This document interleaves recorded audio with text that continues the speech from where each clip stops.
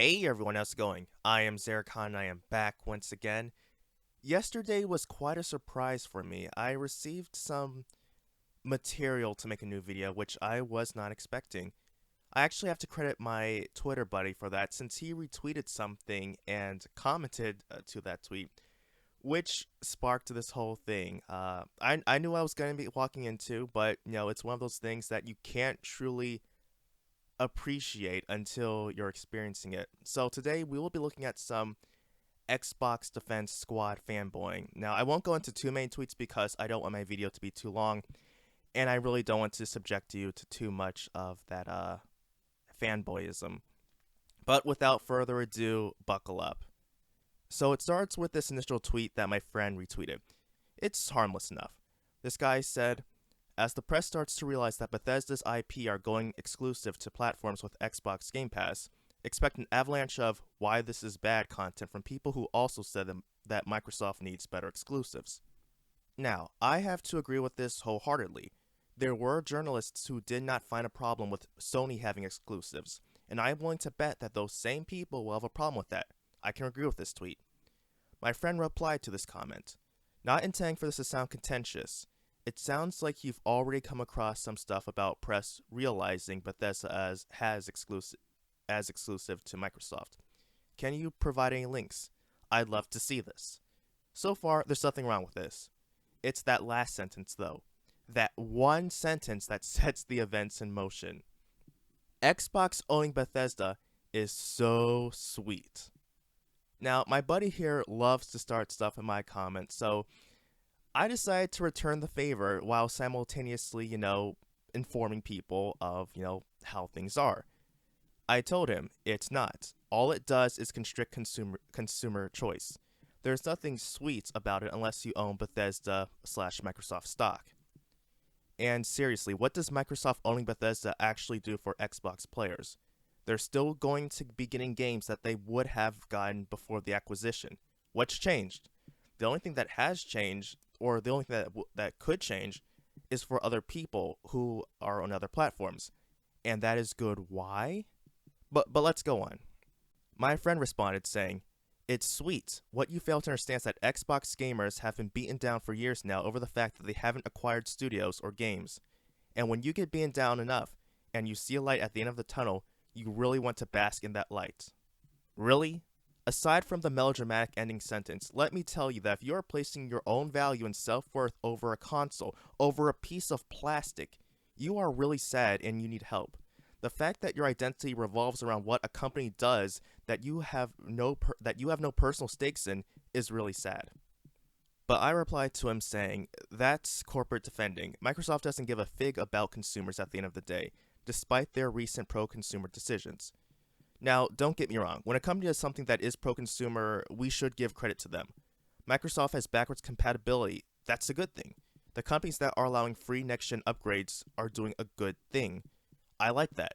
Phil Spencer, while he might not always make the best decisions, he's the guy that I really can't find too much fault with. He seems like a genuine guy. The problem is that he is just one man being a representative of the company. When he retires, someone else will replace him who may or may not share his pro-consumer values. That is why it's wrong to put your faith in a company. Everyone is replaceable. Enter the next guy. He said, no, it's pretty sweet for the Xbox brand and its consumers. To which I replied, and the PlayStation gamers just get forgotten. They lose access to games they had before. Another defender entered the thread. This is entitlement, bro. PS fans will have access to all the current franchises that are available on the platform. They can't lay claim to future installments or games that haven't been announced yet. That's not how it works. I told him, wanting everyone to have access to games that were previously available is entitlement. Current agreements are being withheld, which I can give Microsoft credit, but the future is uncertain. I'm going to stop here to point out a couple things in my statement. First, I said withheld when I should have said upheld. I only noticed it during the tweet compilation. No one mentioned it, but it's something that's bugged me.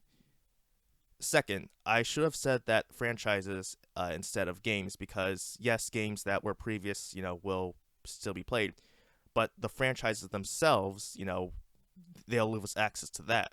But the general idea is the same, which is discussed further on. The other guy said, You still have access to games that were previously released on other platforms. You're not entitled to sequels from first-party studios. Yes, that is true. However, Bethesda shouldn't have become a first-party studio to begin with. By being a third-party studio, it was fair play for everyone. I'm not saying that Halo should come to PS5 or that God of War should come to the Series X. I understand why first-party games are exclusive. I wouldn't mind if they went to other platforms, but I can at least understand it. What I don't like is a monopoly. Buying up studios that had freedom is a terrible thing for gamers, unless you're the type that licks the company's boots and enjoys seeing other people not be able to play the game that you want to. But let's go on. I responded to the guy. So Xbox fans are not entitled to any more Spider-Man games, and I do realize that I missed the R in that sentence. He replied, please name a release game that exists on the PlayStation platform that isn't available due to the Bethesda acquisition. If you're referring to unreleased games, no one has access to them at the moment. Microsoft is even honoring PS exclusive deals to unreleased games. I told him, they are for now. But what happens later on is the problem. A Dishonored sequel could be an exclusive. Starfield could become exclusive. The future is uncertain. Another person came in and said, Street Fighter V says hi. Final Fantasy says hi. Sony does it all the time and no one bats an eye. When Microsoft makes something exclusive, it's, what about PS gamers? Here's a question. Why should PS gamers be considered first class and Xbox gamers second class? Because that's what you're saying. Okay, first off, I never supported Sony making games exclusive. I have called Sony out on that before, so that's just wrong. And then also, I never stated in the thread that Sony should have exclusive, so I don't know what this guy is on about. I told him, though, I'm saying why can't the board be equal? Street Fighter for all consoles, Elder Scrolls for all consoles, Bayonetta for all consoles. I'm not just in favor of Bethesda games being multi-plat, but Capcom and Platinum games as well. Those franchises had an audience on multiple platforms, but they're either being restricted or could be restricted in the case of Elder Scrolls. My friend jumps back in, because at that point there should only be one console. There would be no real gaming business. What you say sounds all lollipops and cotton candy, but that's not how the real world has worked with any company ever. Now, I have to laugh at how wrong this statement is because there already exists a model that represents what I propose. All right, so I'm gonna give you a guess. I'm gonna let you guess. What do you think that model is? If you said the PC platform, then you're right. No one single company owns the PC platform. There isn't a brand of PC, only parts and OSs and storefronts. Even with pre-built PCs, there's the brand of the company that assembled it, but all the internal components that built it can be purchased by yourself or assembled elsewhere. I replied to him saying, that just means that the corporations need to put quality into their systems and compete with features. Microsoft is killing it in that department right now. This next part kills me because of how wrong it is.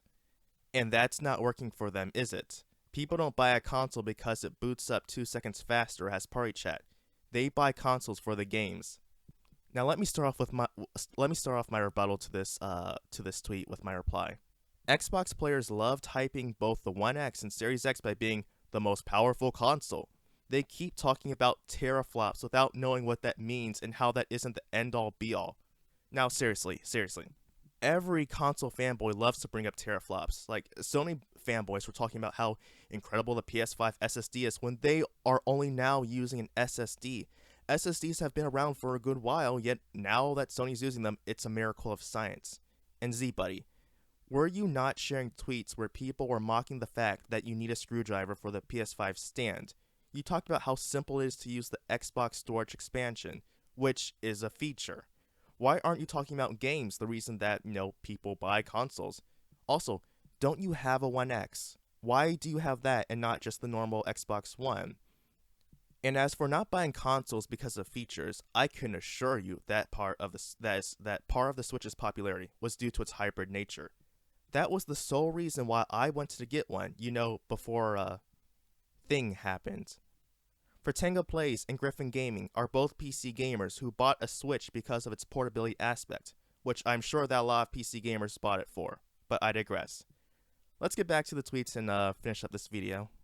The one guy said, there's a difference between paying for one of third-party games to be exclusive and literally purchasing and funding an entire studio. For $7 billion, you bet the games are going to be exclusive to the purchaser. He got a response that said, but here's the thing. You can play them on Xbox, PC, or stream them to phone and Miracast to any screen. Options. When on PS or Nintendo, only PS or Nintendo. Yes, Microsoft does provide flexibility, but people are not able to play on the platforms that they prefer. They are forced to go to another platform or use a service that they didn't want to use, which is the entire point of what I'm saying. One more short thread. I enjoyed Sunset Overdrive. If they ever make a sequel, it will only be in the PlayStation ecosystem. How's that any different? My only option would be to get it through PlayStation. Same for those who want Bethesda games needing to go through Xbox. It's part of the industry. My response. Being a feature of the industry doesn't make it free from criticism. Paid Online is a great example of that. And you know what? You know what else was a part of the industry? Which another thing, like talk about like features and stuff, how about 30 frames per second? I mean, consoles, that was like the majority of the time you're playing at 30 frames per second. It's part of the industry, but you just accepted it, and then like, once you get 60 and like 120 frames per second, you act like, oh my gosh, guys, like this is so wonderful. Like, do you all realize, how hypocritical you're talking about, because or how everything you're saying is like controversial. It's controversial to another thing you're saying. Like, I really don't get that. There were more responses, and I've even gotten more replies after compiling the tweets for this video. But the moral of this story is pretty simple. Don't be a fanboy. I have nothing against people who prefer to play on one platform or another, but when you go corporate slave and defend said corporations, then there's a problem. But, I do have to, at least, give credit to the people in this thread. No one was making threats, or, like no one actually cussed me out. So, I actually do have to, acknowledge that. So hats off to you guys. But that will do it for today. If you've made it this far in this video, thank you very much for taking the time to watch it. I heavily appreciate it. And, I've got a giveaway going on. Check the description for more details. And also, I have a Discord server as well, so feel free to join as well.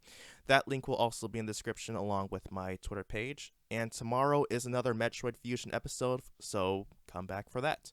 So until next time, everyone, I am Zeracon signing off. Have a good one.